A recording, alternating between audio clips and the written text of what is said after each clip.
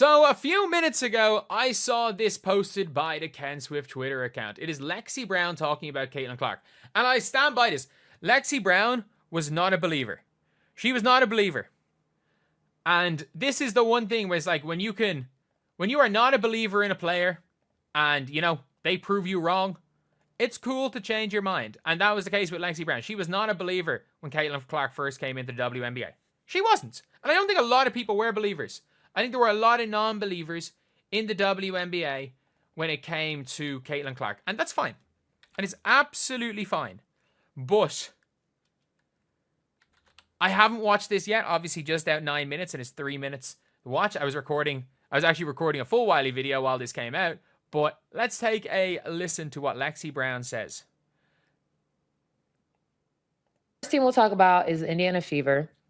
They were first in effective field goal percentage, second in pace, and sixth in net rating. New coach, Stephanie White, who came... Is this the one who just keeps rage baiting Caitlin? Is she the one who keeps rage? Is that Jalen Rose's... Is Jalen Rose's daughter? Is she the one who just keeps rage baiting Caitlin?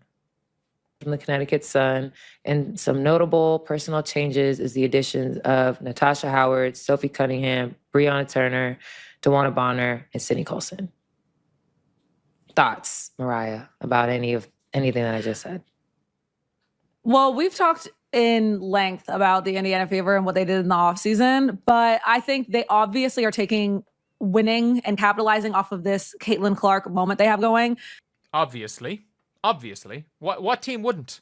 Very seriously. And I feel like this is exactly how you're supposed to react to having a star like her. And they made the playoffs. She was Rookie of the Year. She had a great year. Like, this all makes sense. I'm excited for them. The coaching change, I think, is going to be really big. Yeah. For Connecticut. They're on the East. Yeah, we'll get to them. But I actually think the Connecticut Sun, they appointed a good coach. They appointed a Belgium coach that nearly beat USA. They literally lost on a tip-in. They appointed a genuinely good coach. Is it a risk?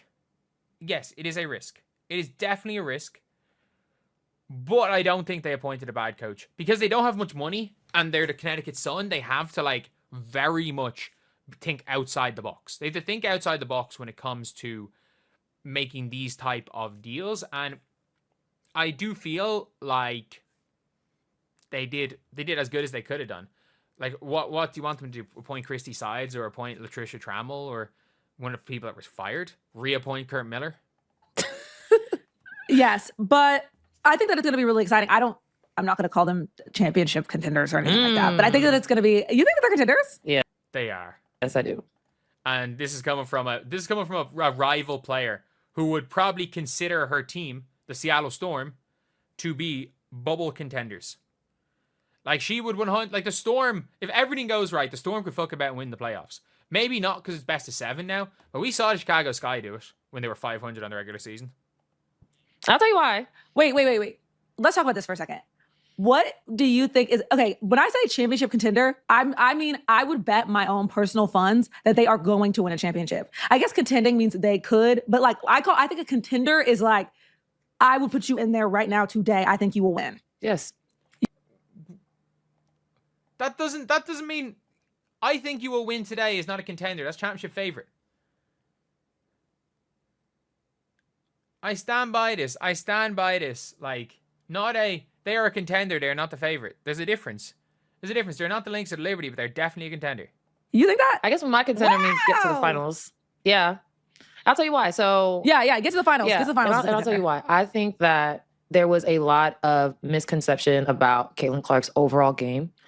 I think that people got so caught up in her scoring that they didn't realize how good of a point guard she was in college. So I think that once all this... Well, not to interrupt you, but she didn't get the opportunity to show that as much in college because she wasn't surrounded by as much talent. But What? She led the nation in assists 3 out of 4 years. She led the nation in assists 3 out of 4 years. You literally said she couldn't show that she was a point guard because... Like, she couldn't show that she was a point guard.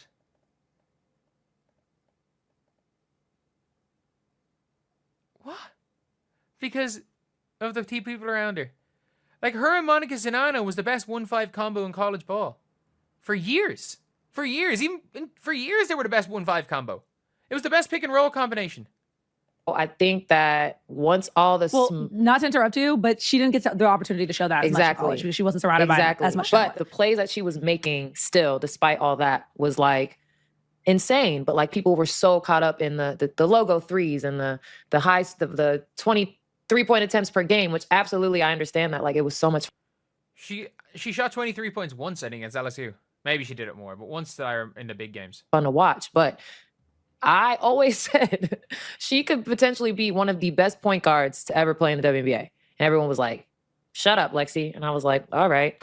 Led the league in assists last year as a rookie, which is incredible. So I think after, they take the inventory of the season, you look at what you have, they said, we need to give her a more elite supporting cast and potentially not as many players that need to be spoon-fed buckets. Yeah. But I mean, she will be spoon-feeding a lot of them buckets in her defense. Like, Caitlin Clark will be spoon-feeding them a lot of buckets. And players like DeWanna Bonner, Natasha Howard, and Kelsey Mitchell are more than happy to be spoon-fed buckets. So that's no disrespect to anybody that was on her team last year. Like, obviously, they made the playoffs. They'd had a great season. But you have a Natasha Howard and a DeWanna Bonner that can just straight up go get their own bucket. Yeah. And they're huge, okay? These are tall people, okay, guys? I think they're both like 6'3" and 6'4". And that's the thing as well, like, in fairness, the weird thing was that Nalissa Smith could actually get her own bucket, but she couldn't be spoon-fed. It was almost impossible for Nalissa Smith, just because of her just feel for playing beside Caitlin Clark, just because of her feel for the game. Not even feel for the game, feel for that specific type of game. She was just getting in the way. She was like running where she shouldn't have been. When she should have cut left, she cut right. When she should have stayed, she cut. When she should have cut, she stayed. It was just a weird one. But when you gave Nalissa Smith the ball, she sometimes did great things. But now, hopefully, you've got players that are not only can create their own shot, like Nalissa Smith could, but also can be spoon-fed the ball. Right? So, matchup nightmare. Sophie Cunningham has been playing out of position in Phoenix for like 3 years. So, she probably will get to go play the 3 again. She's a very underrated defender. And now you have very elite rim protection in Bree Turner. So, now you go keep Aaliyah Boston out of foul trouble, which means she's going to be able to stay on the court. So, do I think that they are a contender? Yes, I do. Then, I mean, she's not lying. She's not lying about any of that. Absolutely not lying. Mariah was so confused because she thought Lexie would affirm her opinion. Lexie actually plays. But, like, the whole thing when it came to Lexie Brown was that Lexie Brown, again, I don't think she was a believer in Caitlin early on. But, like, we saw it on Gil's Arena. After she played Caitlin for the first time, when they were having this Rookie of the Year debate. And she was like, no, Caitlin's Rookie of the Year. Like, she had played both of them. She was like, no, our scouting report was for Caitlin. Like, the first name on the scouting report against the Fever is, we prepped for Caitlin Clark. Like, her team, it was her team, wasn't her, that when Aria McDonald hit a free throw, she ran to deny Caitlin Clark the ball when she still had another free throw. Like, that was against her team. And it was against her team where Caitlin had a really bad game. A really bad game. Their first win of the season. And then it's a really close game down the stretch. I think it's like a 2-point game. Caitlin Clark step back 30-footer. Bang. With like 2 minutes to go. Next possession, they get a stop. Comes down, step back 30-footer. Bang. Game over. Even after a bad game, she goes and does that. And then also the next time they played, ironically, when the Sparks beat the Fever, because Kia Nurse just went nuclear hot. When the Sparks beat the Fever, Caitlin Clark put up a stat line. I'm not joking. Maybe if they had won the game, it might have been the most impressive stat line of her for the year. 20 or 30 points, 6 rebounds, 6 assists, 3 steals, 3 blocks.